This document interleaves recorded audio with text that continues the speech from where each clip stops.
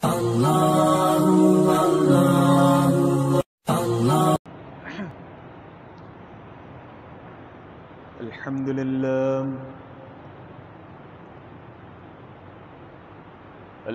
لله نحمده ونستعينه ونستغفره ونؤمن به ونتوكل عليه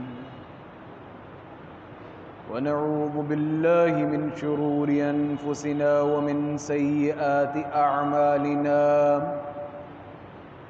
من يهده الله فلا مضل له ومن يضلله فلا هادي له ونشهد أن سيدنا وسندنا ومولانا محمدا عبده ورسوله أما بعد فأعوذ بالله من الشيطان الرجيم بسم الله الرحمن الرحيم والفجر وليال عشر والشفع والوتر والليل إذا يسر صدق الله العظيم۔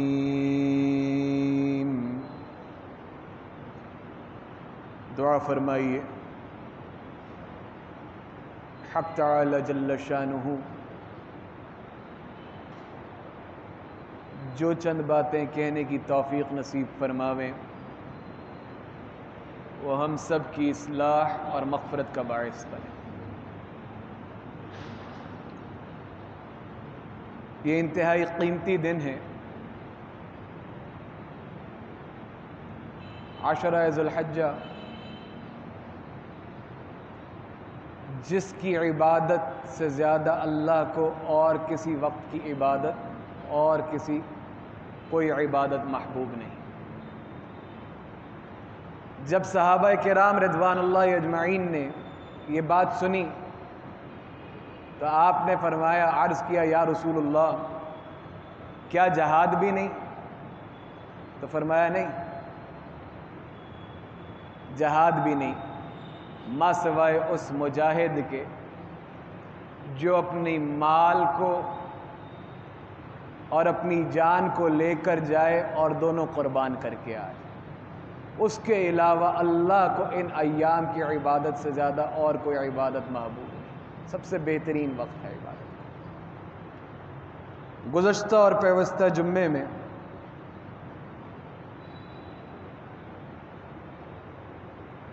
یہی بات عرض کی کہ حرمت والے مہینے اور پھر عشرہ ذو الحجہ کے بارے میں چند کرنے کی چیزیں۔ آج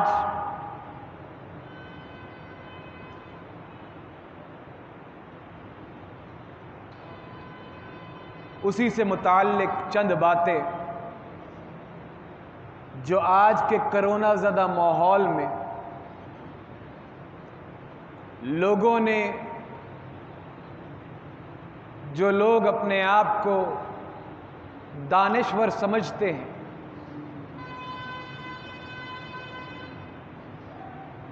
انہوں نے یہ طریقہ اور کچھ سوالات اٹھائے ہیں، اس کی روشنی میں ایک بات عرض کرنا چاہتا ہوں۔ کہتے ہیں کہ بہت سے لوگوں کا کاروبار تباہ ہو گیا۔ ان 3-4 مہینے کے بیچ میں دنیا کی معیشت برباد ہوئی، اور چونکہ لاک ڈاؤن تھا تو لاک ڈاؤن کی وجہ سے بہت سے لوگ اپنی نوکریوں سے گئے ہیں۔ بہت سے لوگ جو چھوٹا موٹا کاروبار کرتے تھے، اس چھوٹے موٹے کاروبار سے وہ چلے گئے اور اپنی راس بھی کھا لی۔ قیامت کی نشانیاں ہیں نا،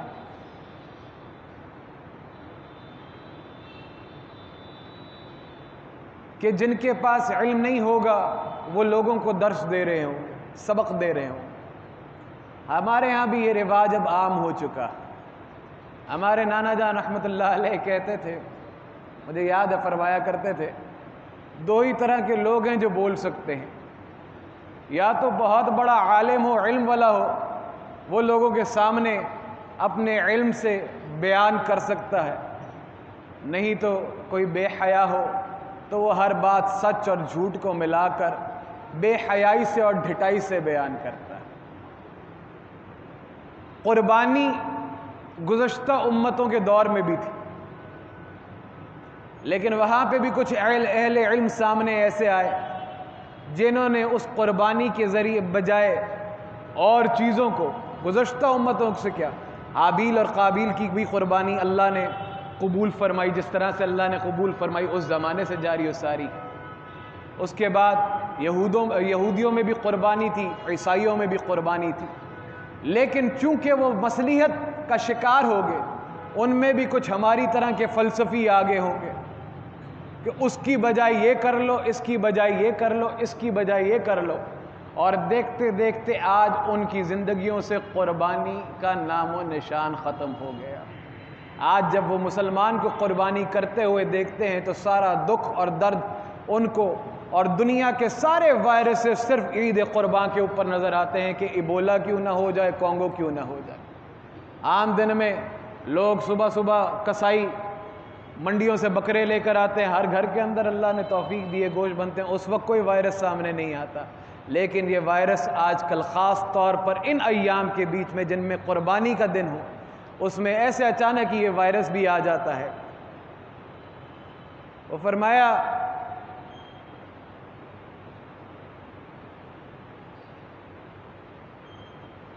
کہ ہمیں شاید اندازہ نہیں ہے کہ ہم کون ہیں، امتوں میں سے بہترین امت جس کو نکالا گیا ہے، مسلمان کے لیے فرمایا امتوں میں سے بہترین امت ہو جس کو نکالا گیا، لیکن ہم اپنے آپ سے ہی واقف نہیں رہے۔ تو آج یعنی آپ کو اندازہ چھوٹی سی مثال سے، قربانی کے اوپر میں بعد میں آتا ہوں، اس بات کے اوپر بعد میں آتا ہوں۔ ترکی کے اندر ایک تفریح گاہ بنا دی گئی تھی 1924 میں غالباً، ایک مسجد تھی، اس سے پہلے وہ چرچ تھا، مسلمانوں نے فتح کیا اور اس کو بعد میں ایک تفریح گاہ کے طور پر، میوزیم کے طور پر، تاریخی بلڈنگ کے طور پر رکھ دیا گیا۔ وہ پہلے مسجد کے لیے وہاں پہ جب مسجد بنی، اس کے بعد خلافت عثمانیہ کا زوال ہوا، ختم ہوئی، اور مصطفیٰ کمال اتا ترک نے ایک نئے ترکی کی بنیاد رکھی، تو اس کو آیا صوفیہ کے نام سے وہ مشہور تھی۔ تو کچھ روز قبل ترکی کے سپریم کورٹ نے فیصلہ دیا کہ اس کو مسجد کے طور پہ بحال کیا جائے۔ ترکی کا اندرونی معاملہ ہے، ان کی بلڈنگ ہے، مسجد کے طور پہ بحال کیا جائے۔ صرف مسجد کے طور پہ بحال کرنے کسی کو کیا فرق پڑتا ہے؟ معیشت اگر کسی نے کہا اس کے اوپر ٹکٹ لگی ہوگی معیشت کا، ترکی کی معیشت کمزور ہوگی، دنیا کو کیا فرق پڑتا؟ لیکن پوری دنیا نے اس کے خلاف کہ یہ بڑا شدت پسندانہ فیصلہ کیا۔ یعنی صرف ایک عبادت گاہ کو، اپنا ملک ہے، اس کو انہوں نے کہا نہ خراب کریں گے نہ تبدیلی کریں گے، صرف اس کے اندر لوگ جاتے تھے میوزیم کی حیثیت سے، اب وہاں پہ نماز ہوگی، کسی کو کوئی فرق نہیں پڑنا چاہیے، لیکن پوری دنیا سے اس کا رد عمل سامنے آیا۔ اس رد عمل کے طور پر میں عرض یہ کرنا چاہتا ہوں کہ مسلمان کی ایک بات کا عمل اور دنیا میں اس پر کس طرح سے ری ایکشن ہوتا ہے، اس سے اندازہ ہونا چاہیے کہ اسلام کی اور مسلمانوں کی کیا اہمیت ہے جو ہمیں سمجھ میں نہیں آ رہی۔ صرف ایک بلڈنگ ہی ہوگی نا، تاریخی ہوگی، تاریخی اعتبار سے جو مرضی ہو، لیکن صرف اس کو مسجد میں کنورٹ کرنا کہ وہاں پہ اذان دی جائے اور نماز شروع ہو جائے، دنیا کو اس سے تکلیف ہوئی۔ اور فرانس میں چونکہ شاید اس کو آپ دیکھتے ہیں کچھ عرصے سے ہر چیز کا کوئی نہ کوئی تانا بانا فرانس سے مل ہی جاتا ہے، کبھی خاکے ہوں کبھی کچھ ہو، تو وہاں پہ انہوں نے ایسے ہی اپنا احتجاج ریکارڈ کرانے کے لیے ایک اسلامک ٹرکش اسکول کو انہوں نے کہا اس کو بند کر دیا جائے. میں نے کہا اس کو بند کر دیا جائے. یہ میں نے سنا ہے اچانک کل ہی. اب کتنی حقیقت ہے یہ مجھے معلوم نہیں، کیونکہ ایک کالم میں پڑھ رہا تھا، اس کے اندر لکھا ہوا تھا. تو کہنے لگے آدھے گھنٹے کے بعد جیسے یہ فیصلہ پتہ چلا کہ آیا صوفیہ آج ادھر پہلا جمعہ ہے، 84 سال کے بعد بحمداللہ آج وہاں پہ پہلا جمعہ پڑھا جائے گا. اب جمعہ پڑھنے والوں کے لیے بھی وہ سامنے کی مسجد میں پڑھتے تھے، وہاں پہ پڑھیں گے، ان کو کوئی مسئلہ نہیں ہوگا ایک. لیکن اس سے تکلیف جو ہوگی، جمعہ پڑھنے والے جمعہ پڑھتے تھے، تکلیف جو ہے وہ اغیار کو ہے کہ یہاں پہ کیوں جمعہ پڑھا جا رہا ہے. بہرحال تو انہوں نے کہا کہ اس کو بند کر دیا گیا، تو اس کی وجہ سے ہم یہاں پہ ایک اسلامی اسکول ہے فرانس کے بیچ میں، اس کو بند کرتے ہیں. تو وہ ٹرکش پریزیڈنٹ کو جب یہ خبر معلوم ہوئی تو اس نے کہا کہ پورے ٹرکی کے بیچ میں 70 فرینچ اسکول ہیں، ہم اس کو بند کرتے ہیں. تو انہوں نے وہ فیصلہ کچھ ہی دیر میں واپس لے. تو مسلمان ہمیشہ مسلمان ہوتا ہے، وہ مصلحت کا شکار نہیں ہوتا. اس کی غیرت دینی معاملات پہ جاگنی چاہیے جو کہ ہماری نہیں جاگتی.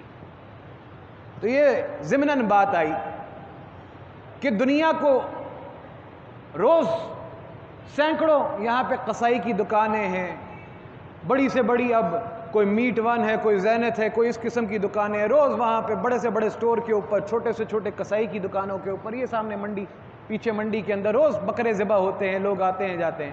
اچانک وائرس کا خدشہ قربانی کے دنوں میں ہی آ جاتا ہے، اور اچانک وہی لبرل لوگ، ان کو غریبوں کا خیال اسی دن آتا ہے کہ قربانی کی بجائے، ابھی کہتے ہیں کہ کرونا کی وجہ سے بہت سارے لوگوں کا کاروبار بند ہو گیا، تو بجائے اس کے کہ لوگ قربانی کریں، وہ 5-5 لاکھ کی، 10-10 لاکھ کی قربانی کریں، بجائے اس قربانی کرنے کے وہ پیسوں سے غریبوں کی مدد کریں. تو دین میں یہ تقابل بالکل مناسب نہیں. قربانی عید والے دن قربانی سے بڑھ کر کوئی عمل نہیں. جناب نبی اکرم صلی اللہ علیہ وسلم نے فرمایا کہ قربانی کے جانور کے خون سے اللہ کو بہت پسند. اللہ اکبر کبیر. مدد کرنے سے نہ منع کرتا ہے، بلکہ مدد کرنے کی تو دین بار بار تلقین کرتا ہے اور ترغیب کرتا ہے.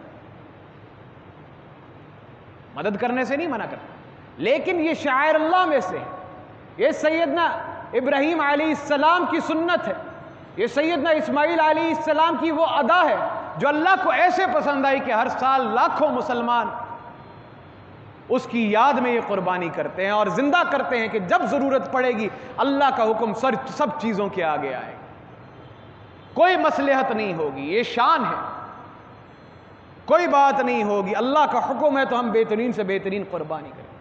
اور اسلام کے ہر کام میں حکمت ہوتی، وہ ایسے ہی سرسری نہیں. ہماری سوچ شاید ہمارے علاقے تک محدود ہو، میری سوچ شاید اس مسجد کے مفاد تک محدود ہو، آپ کی سوچ ہو سکتا ہے کہ اپنے علاقے تک یا اپنے گھر تک، اپنی دکان تک محدود ہو. لیکن اسلام کی سوچ ایک پورے نظام کو لے کر چلتی ہے. ہم چند لوگوں کا خیال کرتے ہیں کہ ہم اس قربانی کے بدلے میں ان کو پیسے دے دیں، اس کے ساتھ جو ایک معیشت کا سلسلہ چلتا ہے وہ ہماری سوچ کے اندر بھی نہیں. بہت سارے لوگ ایسے ہیں جو پورا سال قربانی کے جانور بڑا کرتے ہیں. وہ قربانی کے جانور بیچ کے کسی نے اپنی بیٹی کی شادی کرنی ہوتی ہے، اس قربانی کے جانور کو لانے کے لیے منڈیوں تک ٹریکٹر ٹرالیاں چلتے ہیں، اس قربانی کے جانور سے منڈی چلتی ہے، اس قربانی کے جانور سے چارے والے چارہ جو اگاتے ہیں وہ چلتا ہے. ایک پورا نظام ہے، اس سے کئی لوگ جڑے ہوتے ہیں. ہماری سوچ ایک چھوٹی سی سوچ ہو سکتی ہے کہ شاید وہ 50,000 روپے ہم کسی اور کو دیں. آپ کو منع نہیں کرے، آپ پورا سال دیجیے، بلکہ جتنا صدقہ کریں گے، جتنا خیرات کریں گے، اللہ اتنی آسانی کریں گے. یہ قربانی ایک ایسی چیز ہے، جناب نبی اکرم صلی اللہ علیہ وسلم فرماتے ہیں کہ میں 2 ذبیحوں، میری باپ دادا میں سے 2 ذبیحین ہیں، 2 ذبیحین ہیں. ایک سیدنا اسماعیل علیہ السلام قربان ہوئے تو اللہ نے اتنی برکت دی کہ اس کے بعد تمام انبیاء آپ کی نسل میں سے. اور پھر جب ابرہہ نے بیت اللہ شریف پہ حملہ کرنا تھا، بیت اللہ شریف پہ حملہ کرنا تھا، تو آپ کے دادا سیدنا عبد المطلب نے یہ منت مانگی کہ اگر بیت اللہ شریف بچ گیا تو میں اپنے بیٹے کی قربانی کروں. اللہ نے چھوٹے سے پرندے بھیجے. آپ قرآن مجید میں سورت پڑھتے ہیں الم تر کیف فعل ربک باصحاب الفیل، چھوٹے چھوٹے پرندے بھیجے جنہوں نے ہاتھیوں کو بھوسا بنا دیا. اتنی اتنی کنکریوں سے، چھوٹے پرندوں نے اتنی کنکریوں سے ہاتھیوں کو بھوسا بنا دیا. اب بیت اللہ شریف بچ گیا ابرہہ کے حملے سے. بات سننے والی اب عرب قریش یہ بات سننے والی. جناب نبی اکرم صلی اللہ علیہ وسلم قریش سے ہیں. اب قریش بڑے سخت تھے، کافر تھے، لیکن ان میں دو نمبری نہیں تھی. اب جب بات کر لی کہ زبان دے دی، منت مانگ لی، اب سارے لوگ اکٹھے ہو گئے کہ اب تو سیدنا عبداللہ کی قربانی دینی پڑے گی. دو نمبری نہیں کر سکتے تھے ہماری طرح. آج ہمارے میں ہر چیز میں دو نمبری ہے. آج اس موقع پر جہاں پر قربانی کرنی ہے، بجائے اس کے کہ دین کے کاموں میں ہم آگے بڑھ چڑھ کر حصہ لیں، ہم نہ کرنے کی چیزوں کے لیے ریسرچ کرنے کی کوشش کرتے ہیں. نہ کرنے کی چیزوں کے اندر ریسرچ کرتے ہیں، بجائے اس کے کہ اس میں کتنا فائدہ ہے، کتنی جزا ہے، کتنا عمل سے مجھے کیا ثواب ملے گا، اس کی طرف ہم ریسرچ نہیں کریں گے. ہم ڈھونڈ رہے ہوں گے زکوٰۃ دینے سے کیسے بچ جائے رمضان کے بیچ میں. ہم مسئلہ پوچھ رہے ہوں گے کہ قربانی سے کس طرح بچ جائیں. ہم مسئلہ اکثر پوچھ رہے ہوں گے کہ ہمارے پاس یہ نہیں ہے، 7 لوگ ہیں گھر کے اندر، ہر بندے کے اوپر قربانی جائز ہے، کس طرح سے جائز ہے، بجائے اس کے کہ ہم اور چیزوں کے لیے جو مال کرتے ہیں اس میں اور سے اور کرنے کی کوشش کریں. ہم کم سے کم تخفیف سے تقسیم، کم سے کم کرنے کی کوشش کے اندر لگے ہوتے ہیں آج کل کے دور. اب عرب 2 نمبر نہیں تھے، یہ قریش 2 نمبر نہیں تھے. اگر دیندار دیکھا جاتا تو وہ جو منافقین تھے، جو یہودی تھے بعد میں منافقین ہوئے، وہ دیندار زیادہ تھے قریش سے. اسلام آنے سے پہلے وہ دیندار زیادہ تھے، کتاب کے پاسدار زیادہ تھے، لیکن 2 نمبری کرتے تھے. لیکن قریش سخت جانتے اور شدت پسند تھے اپنے معاملات کے اندر، لیکن 2 نمبر نہیں تھے. 2 نمبر نہیں تھے. اور سب اکٹھے ہو گئے قریش کے سردار کہ سیدنا عبداللہ کی قربانی ہو جائے گی تو کیا ہوگا. اسی لیے حضور صلی اللہ علیہ وسلم نے فرمایا کہ میں 2 ذبیحین کی نسل، میرے باپ دادا میں سے، ابا داد میں سے 2 ذبیحین ہیں. اور قربانی کی برکت کی وجہ سے اللہ نے ہر نبی، قربانی اللہ کو اتنی محبوب. اب سب اکٹھے ہو گئے. اس زمانے میں رواج یہ تھا کہ خون کے بدلے 100 اونٹ دیت میں دیے جاتے تھے. سب اکٹھے ہو گئے.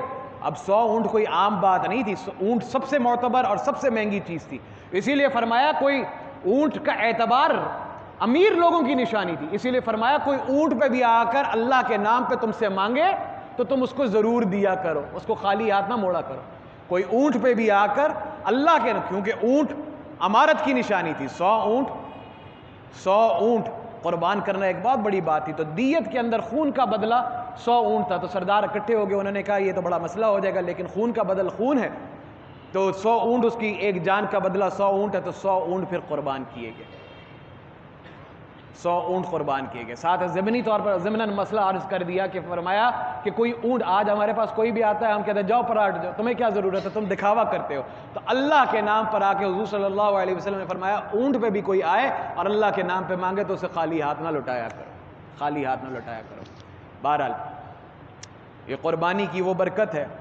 آپ دیکھتے ہیں مرغی بے تحاشا انڈے دیتی ہے اور خرگوش بے تحاشا دیتے ہیں، لیکن گائے جو ہے وہ 1 بچہ دیتی ہے، بکریاں 2-3 بچے دیتی ہوں گی. لیکن ایسی برکت ہے کہ روز لاکھوں کی تعداد میں پوری دنیا کے بیچ میں کٹتے ہیں، ذبح ہوتے ہیں، لوگ کھاتے ہیں اور وہ نسل ختم نہیں ہوتی، نسل ختم نہیں ہوتی.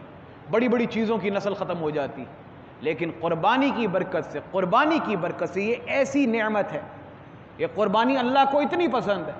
سورہ کوثر اعتبار کے لحاظ سے صرف 3 آیات ہیں، لیکن اس کے اندر ہمارے عزیز استاد جی فرماتے ہیں کہ ایسی بڑی صورت ہے، اس میں تمام چیزیں بتا دی۔ انا اعطیناک الکوثر مقام پیغمبر صلی اللہ علیہ وسلم بتلا دیا۔ فصل لربک وانحر، پس نماز پڑھا کرو اور قربانی کیا کرو۔ یہ پروگرام مسلمان بتا دیا، یہ پروگرام نبی بتا دیا۔ پہلا مقام نبی، دوسرا پروگرام نبی کے پروگرام نبی یہ ہے کہ بس نماز پڑھا کر پڑھا کر قربانی کیا کرو۔ ان شانئک ھو الابتر، بے شک فرمایا یہ انجام دشمنان نبی ہے۔ یہ جو دین کے بارے میں باتیں کرتے ہیں نا کہ یہ ختم کر دیں گے، یہ انجام دشمنان نبی ہے۔ تم نے بس نماز پڑھنی اور قربانی دینی، نماز پڑھتے رہا کرو، قربانی کرتے رہا کرو، یہ تمہارا پروگرام ہے، اس کے علاوہ اور کوئی دوسری بات نہیں۔ فرمایا انجام دشمنان نبی کیا ہے؟ ان شانئک ھو الابتر، بے شک تمہارا دشمن ہی بے نام و نشان، وہی ذلیل و رسوا۔ عرض کرنے کا مقصد، قصہ مختصر چھوٹی سی بات، ذی الحج کے ان حرمت والے مہینوں کا الحمدللہ بیان ہو گیا، اور عرض کر دیا پہلے کہ یہ کتنی قیمتی دن ہے جس کی قسم اللہ نے کھائی ہے، اس کے جفت کی قسم، اس کی طاق کی قسم، 9 کی صبح کی قسم، 9 کی قسم، 9 کا 10 کی صبح کی قسم، 10 کے دن کی قسم۔ قربانی کے بارے میں فرمایا اس سے پہلے یہ 10 دن تکبیرات آپ پڑھتے رہیں، اس کے بعد تشریکات 9 سے شروع ہو کر 13 تک آپ تشریکات پڑھتے رہیں، اس کے بیچ میں بہترین سے بہترین عمل کریں، اس کی عبادت اللہ کو پسند ہے۔ لیکن یہ جو بات اچانک کرونا سے پہلے بھی لوگ کرتے ہوں گے، لیکن اس موقع پر دوبارہ اہل علم جو اپنے آپ کو گردانتے ہیں، جن کو دین کا پڑھا نہیں ہوتا، وہ یہ کہ اس کی بجائے قربانی صرف 4 جانوروں کی، اس کے علاوہ آپ بے شک پورا پولٹری فارم لے کر ذبح کر دیں، قربانی نہیں ہوگی۔ اس دن گوشت کھانا بھی عبادت ہے، اس کا بھی ثواب ہے۔ 4 موقع ایسے ہیں جس کے اوپر کھانا ثواب ہے، عام طور پہ کھانے سے رکنا ثواب ہے۔ مثلا حضور صلی اللہ علیہ وسلم اکثر روزے سے رہتے تھے، کھانا کھانا عام طور پہ ثواب نہیں، کھانا کھلانا ثواب ہے۔ جو آپ کہتے ہیں نا غریب کا بھلا کریں، تو دین اس بات کی بار بار تربیت اور اعلان اور ہر طریقے سے وضاحت کرتا ہے کہ کھانا کھلانا ثواب ہے، کھانا کھانا ثواب نہیں، خود روزے سے کھانا کھلانا ثواب ہے۔ دوسری بات، 4 موقع ایسے ہیں جس کا کھانا کھانا ثواب ہے، ان میں سے ایک عید کے دن، عید کا گوشت کھانا ثواب، ولیمے کا گوشت، اس کے اندر بھی فرمایا کہ ایک بکرا ہی کیوں نہ ہو ولیمہ ضرور کرو، اس کا کھانا کھانا بھی ثواب۔ یہ عقیقے کے اوپر قربانی کرو، عقیقے کے اوپر قربانی کرو، بچہ پیدا ہو، مرد پیدا ہو، لڑکا پیدا ہو تو 2 قربانیاں کرو، بچی پیدا ہو تو 1 قربانی کرو، اس کا گوشت کھانا کھلانا بھی ثواب ہے۔ اللہ اکبر۔ تو کہنے کا مقصد یہ ہے، آج لوگ اس کو تعبیر دیتے ہیں چونکہ لوگوں کے حالات خراب ہو گئے تو قربانی کے بجائے کسی کی مدد کر دو۔ کسی کی مدد سارا سال کریں، ضرور کریں، اور کرتے رہنا چاہیے، ان دنوں کے اندر بھی کریں گے۔ بلکہ یہ جو گوشت ہم کاٹیں گے قربانی کا، جو جانور ہم قربان کریں گے، اس کے 3 حصے کریں گے، ایک حصہ غرباء مساکین کے لیے، ایک رشتہ داروں کے لیے، اور ایک اپنے لیے اگر چاہیں تو استعمال کریں، اور اگر اللہ توفیق دے تو وہ بھی بانٹ دیں۔ یہ لیکن یہ گوشت کھانا بھی سنت ہے، یہ اللہ تعالیٰ کی طرف سے دعوت ہے، یہ اللہ تعالیٰ کی طرف سے دعوت ہے۔ اسی لیے جناب نبی اکرم صلی اللہ علیہ وسلم جس دن قربانی فرماتے تھے، اس دن اس گوشت کے علاوہ اس سے پہلے کچھ نہیں کھاتے تھے، اس کا ثواب بھی ملتا ہے، اس کا ثواب بھی ملتا ہے۔ آج ہمیں گوشت کے قربانی کرنے کا خود سلیقہ نہیں آتا، چونکہ ہم برائلر قسم کے مسلمان ہیں، اور آج 5 بجے تک 6 بجے تک انتظار کرتے رہتے ہیں، کسائی ملے تو 6 بجے سے پہلے اگر خود فوت ہو جائیں تو وہ الگ بات ہے بھوک سے، تو اسی لیے کچھ کھا سکتے ہیں اگر کچھ اس میں تاخیر ہو، لیکن حضور نبی اکرم صلی اللہ علیہ وسلم اسی لیے انتظار فرماتے تھے کہ آج اللہ کی طرف سے دعوت ہے، یہ کھانا کھانا بھی ثواب ہے۔ مثلا آپ کو کوئی دعوت دے اور آپ کھا کر چلے جائیں اور وہاں پہ جا کے 2 نوالے لیں تو اگلے کا دل برا ہوگا، اس کو تو غصہ چلے گا، تو یہ اللہ کی طرف سے دعوت ہے، آپ اس کو خوب ذوق سے شوق سے کھائیں، اس سے پہلے کچھ نہ کھائیں، اس سے پہلے اللہ کی راہ میں قربانی فرمائیں، اس کا ثواب الگ ہے۔ لیکن اگر کسائیوں کے مرہون منت ہوں اور 5 بجنے کا اندیشہ ہو یا 6 بجنے کا اندیشہ ہو، پھر ضرور کچھ نہ کچھ کھا لیں تاکہ حالات ڈائبٹیز شوگر کنٹرول میں رہیں۔ بہرحال اللہ پاک ہم سب کو قربانی کی توفیق نصیب فرمائے۔ قربانی ہر اس شخص پہ واجب ہے، ہر اس شخص پہ واجب ہے جو صاحب نصاب۔ عام طور پہ یہ بھی دیکھنے میں آیا ہے کہ گھر میں کئی سارے 2-4 بھائی ہیں، سب صاحب نصاب ہیں، لیکن قربانی وہ ایک ہی کر لیتے ہیں۔ بکرے کی قربانی ایک ہی ہوگی جو صاحب نصاب ہے۔ اگر 2 بھائی ہیں تو 2 قربانیاں کریں گے۔ جانور ہو تو اس کے ساتھ گائے ہو تو اس کے بیچ میں اونٹ ہو، اس کے بیچ میں حصے کیے جا سکتے ہیں۔ افضل ترین قربانی مینڈے کی قربانی ہے، دمبے کی قربانی، چونکہ سیدنا اسماعیل علیہ السلام کے بدلے میں جو اللہ نے جنت سے بھجوایا وہ مینڈا تھا۔ تو حضور نبی اکرم صلی اللہ علیہ وسلم ہمیشہ 2 قربانیاں فرماتے تھے، ہمیشہ 2 قربانیاں فرماتے تھے، ایک اپنی طرف سے اور ایک اپنی امت کی طرف سے، ایک اپنی طرف سے ایک اپنی امت کی طرف سے۔ بعض لوگ یہ کرتے ہیں کہ مرحومین کی طرف سے قربانی کرتے ہیں اور یہ سمجھتے ہیں کہ ہماری قربانی بھی ہو گئی۔ وہ بات ایسے نہیں ہے، اپنی طرف سے قربانی الگ ہے اور مرحومین کی طرف سے اور کسی اور کی طرف سے کرنا چاہیں تو وہ قربانی الگ ہے۔ آپ یہ کہیں کہ میں اپنے والد کے نام کی قربانی کرتا ہوں، چونکہ وہ زندہ نہیں ہے، اللہ ان کو درجات دے بلند فرمائے، تو آپ کی قربانی نہیں ہوگی۔ آپ کو اپنی قربانی جو آپ پر واجب ہے وہ خود کرنی، وہ آپ پہ واجب ہے وہ خود کرنی ہے، اس کے ساتھ ضرور ان کی کریں، اور جتنی زیادہ سے زیادہ قربانیاں اللہ توفیق دے اتنی زیادہ سے زیادہ کریں۔ اس کا اجر، اس کا ثواب، اس میں برکت اتنی ہے کہ میں اور آپ سوچ بھی نہیں سکتے۔ اتنی برکت آپ دیکھتے ہیں، سیدنا اسماعیل علیہ السلام کی جگہ قربانی ہوئی تو انبیاء اس میں سے آئے۔ حضور نبی اکرم صلی اللہ علیہ وسلم، قریش نے قربانی کی تو جناب نبی اکرم صلی اللہ علیہ وسلم قریش کی طرف سے آئے۔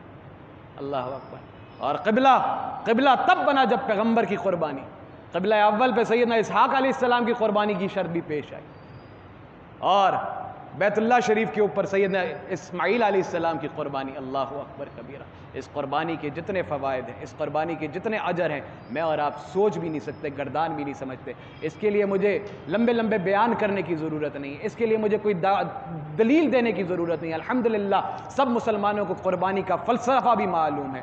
بحمدللہ اللہ پاک نے ہمیں اسلامی ملک پاکستان میں، جہاں پہ ایک رواج، ایک اسلامی سا ہے، ایک تمدن کے اندر ہم جیتے ہیں کہ عید الاضحیٰ آئے گی ہم قربانی کریں گے، لیکن آج وہ لوگ جن کو دین کی الف بے بھی نہیں معلوم اور جو قربانی کا تقابل کسی اور بات سے کریں، وہ تقابل بالکل غلط ہے۔ اور اسلامی تعلیمات کے اندر مجھے اور آپ کے لیے ضروری یہ ہے کہ ہم اس کے اندر آگے سے آگے بڑھنے کی کوشش کرتے رہیں، بجائے اس کے کہ کمی سے کمی ڈھونڈنے کی کوشش کریں۔ ہم آگے سے آگے، بہتر سے بہتر، زیادہ سے زیادہ اللہ کی راہ میں قربان کرنے والے بنے۔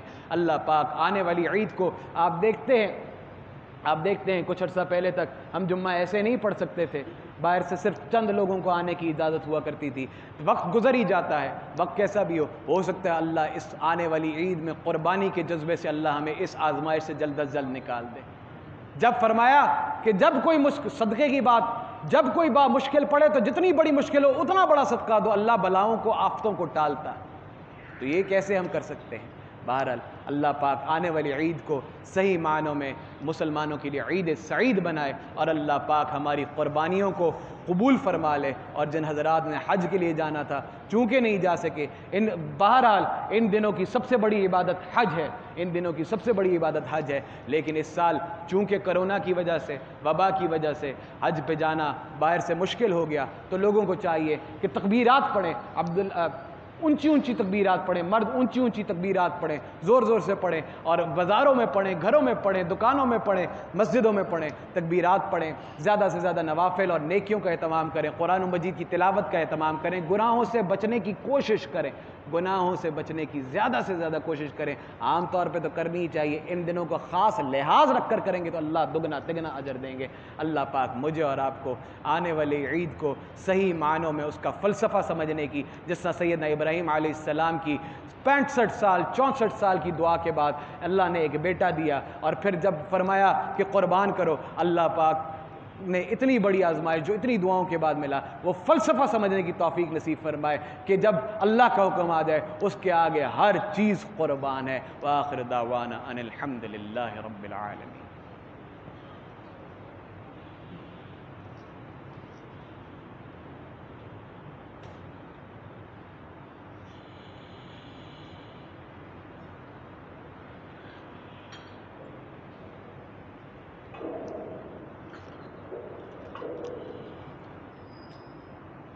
الله أكبر الله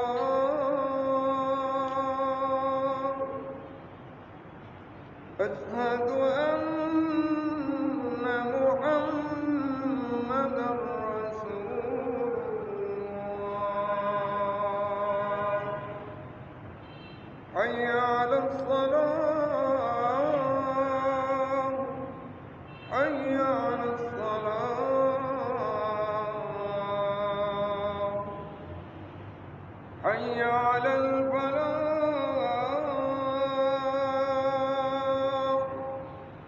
حي على الفلاح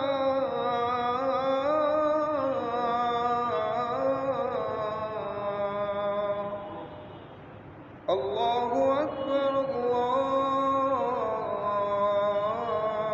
الله أكبر لا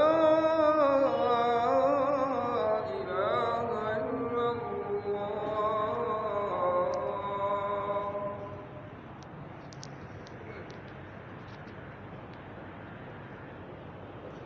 الحمد لله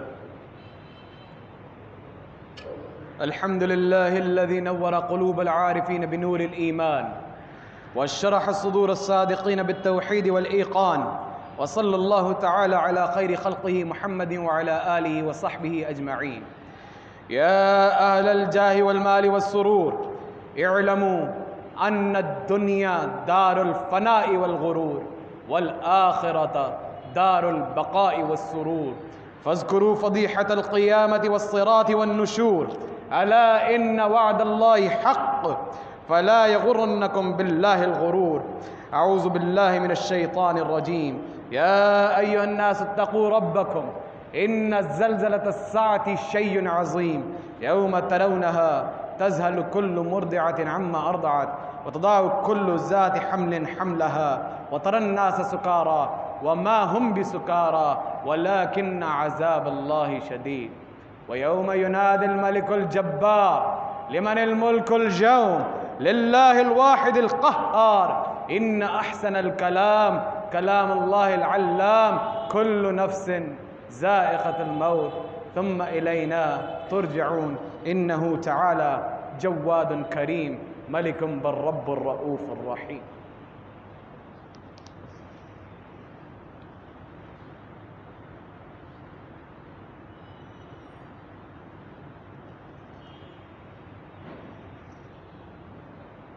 الحمد لله الحمد لله نحمده ونستعينه ونستغفره ونؤمن به ونتوكل عليه، ونعوذ بالله من شرور أنفسنا ومن سيئات أعمالنا.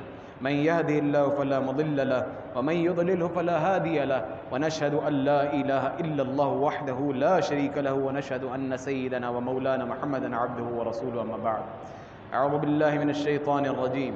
إن الله وملائكته يصلون على النبي يا أيها الذين آمنوا صلوا عليه وسلموا تسليما. اللهم صل على سيدنا محمد وعلى آل سيدنا محمد بعدد من صلى وصام، وصل كذلك على جميع الأنبياء والمرسلين وعلى الملائكة المقربين وعلى عباد الله الصالحين، خصوصا على أفضل الصحابة بالتحقيق أمير المؤمنين أبي بكر الصديق رضي الله تعالى عنه، وعلى الناطق بالصواب أمير المؤمنين عمر بن الخطاب رضي الله تعالى عنه، وعلى جامع القرآن أمير المؤمنين عثمان بن عفان رضي الله تعالى عنه، وعلى أسد الله الغالب أمير المؤمنين علي بن أبي طالب رضي الله تعالى عنه، وعلى الإمامين الهمامين أبي محمد الحسن وأبي عبد الله الحسين رضي الله تعالى عنهما، وعلى جميع أمهات المؤمنين والمؤمنات وأزواج النبي المطهرات رضي الله تعالى عنهن، وعلى جميع بنات الطيبات السيدة زينب وسيدة رقية وسيدة فاطمة الزهراء وسيدة أم كلثوم وسيدة فاطمة الزهراء رضي الله تعالى عنهن، وعلى ستة الباقية من العشرة المبشرة رضوان الله تعالى عليهم أجمعين. اللهم ألف بين قلوب المؤمنين وأصلح بالهم ووفقهم لإقامة الخلافة الحقة على منوال الخلافة النبية الراشدة. اللهم انصر عساكر المسلمين أينما كانوا ومن كانوا. اللهم اغفر لي ولوالدي ولجميع المؤمنين والمؤمنات والمسلمين والمسلمات الأحياء منهم والأموات. اللهم لعن الكفرة الذين يصدون عن سبيلك ويكذبون رسلك ويقاتلون أولياءك. اللهم خالف بين كلمتهم وشتت شملهم وخرب ديارهم وأهلكم كهلاك عاد وثمود. تعادلوا عباد الله، إن الله يأمر بالعدل والإحسان وإيتاء ذي القربى وينهى عن الفحشاء والمنكر والبغي يعظكم لعلكم تذكرون. واذكروا الله العلي العظيم يذكركم وادعوه يستجب لكم، ولذكر الله تعالى أعلى وأولى وأعز وأجل وهم وأكبر، والله يعلم ما تصنعون.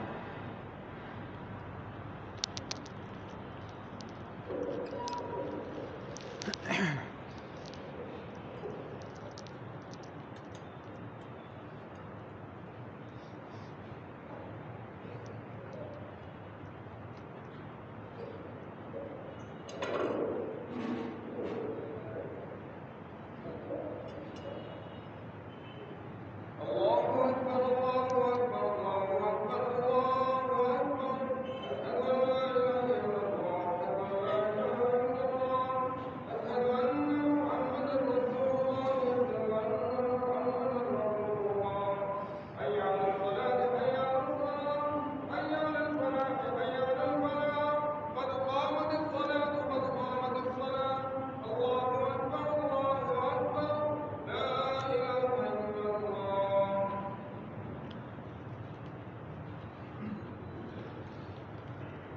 الله أكبر.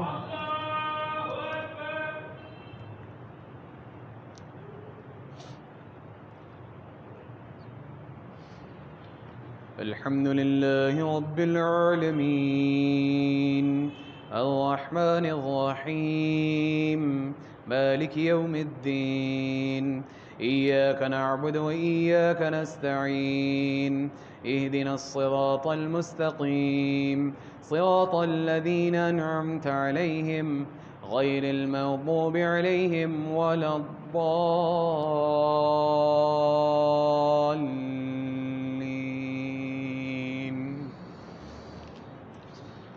سبح اسم ربك الأعلى الذي خلق فسوى والذي قدر فهدى والذي أخرج المرعى فجعله غثاء أحوى سنقرئك فلا تنسى إلا ما شاء الله إنه يعلم الجهر وما يخفى ونيسرك لليسرى فذكر إن نفعت الذكرى سيذكر من يخشى ويتجنبها الأشقى الذي يصلى النار الكبرى ثم لا يموت فيها ولا يحيا.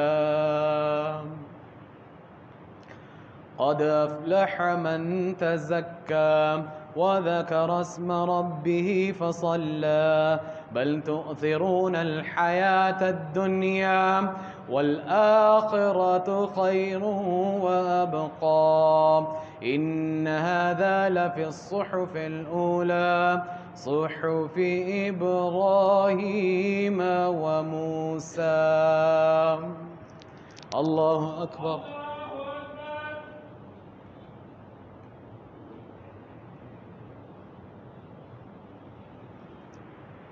سمع الله لمن حمده.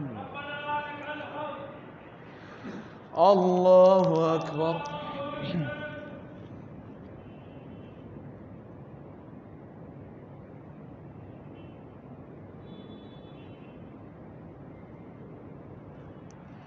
الله أكبر.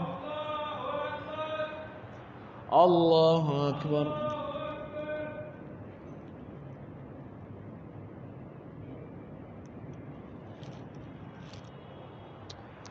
الله أكبر. الحمد لله رب العالمين الرحمن الرحيم مالك يوم الدين إياك نعبد وإياك نستعين اهدنا الصراط المستقيم صراط الذين أنعمت عليهم غير المغضوب عليهم ولا الضالين.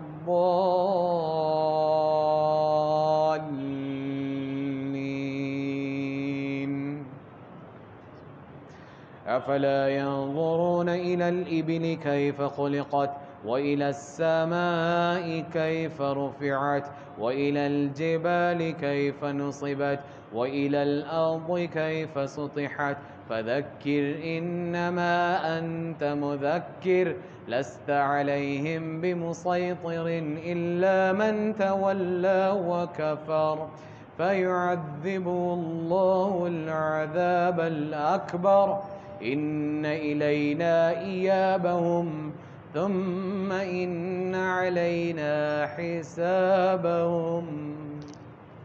الله أكبر.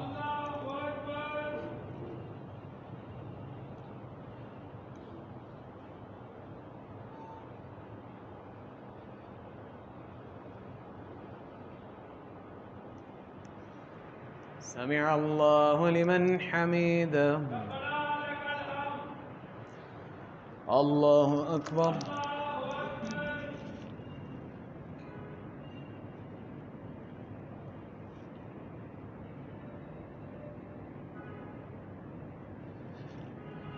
الله أكبر. الله أكبر.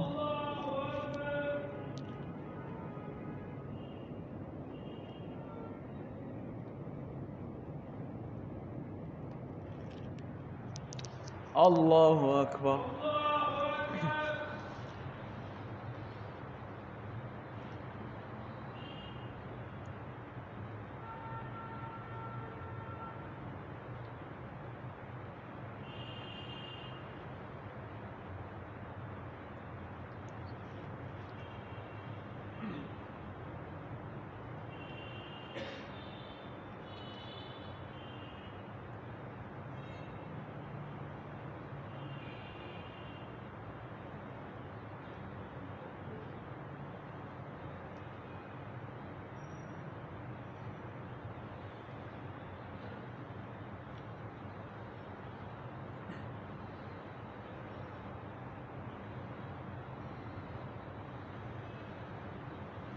السلام علیکم ورحمۃ اللہ.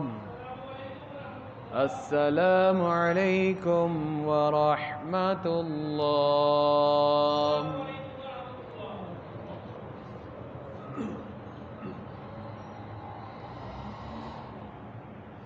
الحمد لله رب العالمين والعاقبة للمتقين والصلاة والسلام على سيد المرسلين. ربنا ظلمنا أنفسنا وإن لم تغفر لنا وترحمنا لنكونن من الخاسرين. ربنا آتنا في الدنيا حسنة وفي الآخرة حسنة وقنا عذاب النار وقنا عذاب القبر وقنا عذاب الحشر وقنا عذاب الميزان. ربنا لا تزغ قلوبنا بعد إذ هديتنا وهب لنا من لدنك رحمة إنك أنت الوهاب. یا اللہ ہم سب کے ایک ایک گناہ کو معاف فرما دیجئے. یا اللہ جانے میں کیے گئے انجانے میں سرزد ہوئی خطاؤں کو معاف فرما دیجئے. یا اللہ ہماری نافرمانیوں کو معاف فرما دیجئے. میرے اللہ ہماری ہٹ درمیوں کو معاف فرما دیجئے. اللہ پاک جن گناہوں میں ہم من حیث القوم شامل ہیں اللہ تو ہمیں ہدایت نصیب فرما دے. یا اللہ ہمیں معاف فرما دے. اللہ ہمیں معاف فرما دے. یا اللہ تجھے معاف کرنا پسند ہے. یا اللہ ہم خطا کار سیاہ کار آپ کے آگے ہاتھ پھیلا کر بیٹھے ہیں. اللہ ہماری توبہ قبول فرما لیجئے. میرے اللہ ہمیں معاف فرما دیجئے. یا اللہ جتنی نافرمانیاں ہم نے کر دی ہیں یا اللہ جتنی کوتاہیاں ہم سے ہو جاتی ہیں اللہ ہمیں معاف فرما دیجئے. اللہ ہمیں ہدایت نصیب فرما دیجئے. یا اللہ ہم سب کو پکا کھرا محمدی مسلمان بنا دیجئے. اللہ ایک اور نیک بنا دیجئے. یا اللہ دنیا میں جہاں کہیں بھی مسلمان موجود ہیں اللہ پاک سب کے جان مال عزت آبرو ایمان کی حفاظت فرما دیجئے. یا اللہ یا اللہ یا اللہ یا اللہ ہم سب کو جناب نبی اکرم صلی اللہ علیہ وسلم کی سنتوں سے اپنی زندگی کو مزین کرنے والا بنا دیجئے. اللہ آقا علیہ السلام کی ایک ایک سنت کو زندہ کرنے والا بنا دیجئے. یا اللہ ہمیں ایمان والی زندگی نصیب فرما دیجئے. اللہ ایمان والی زندگی نصیب فرما دیجئے. یا اللہ ہمیں ایمان والی ہماری نسلوں کو ایمان والی زندگی نصیب فرما دیجئے.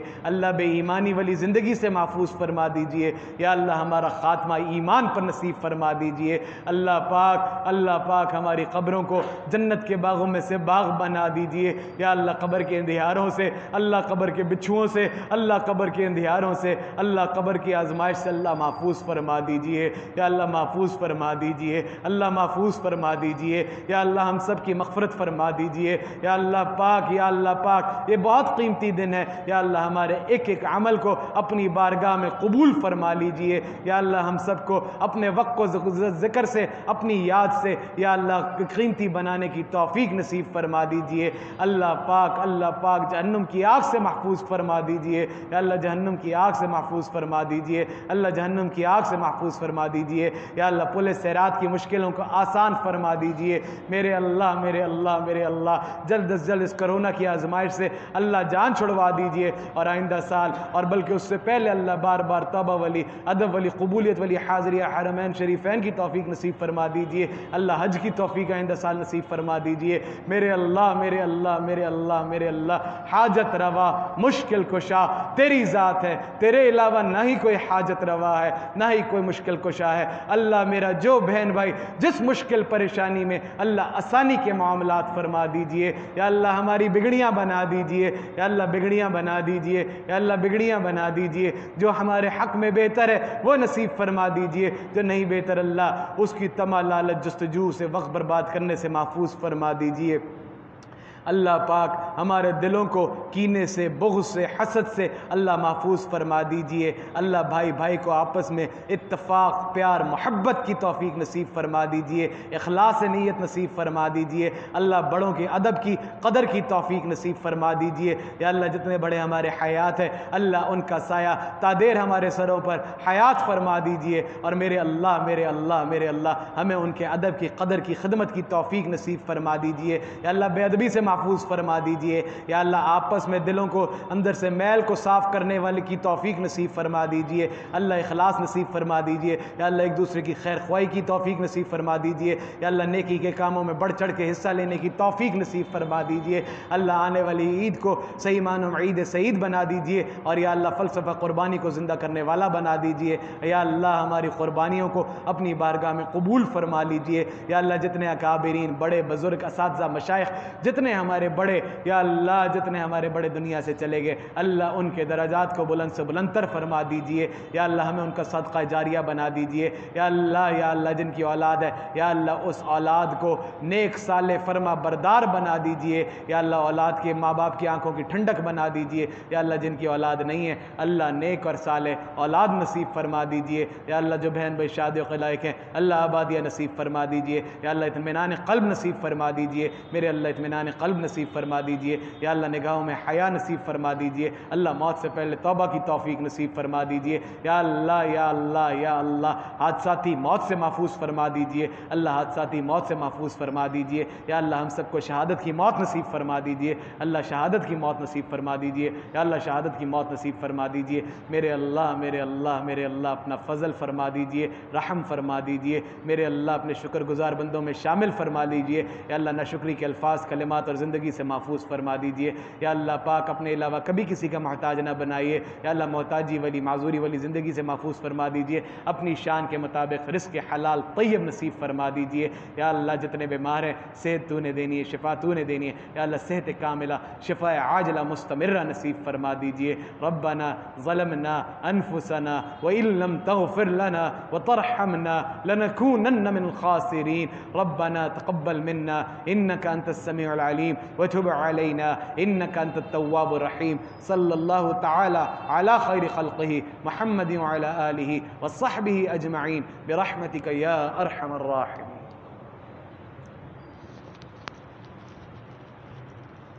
اللہ اللہ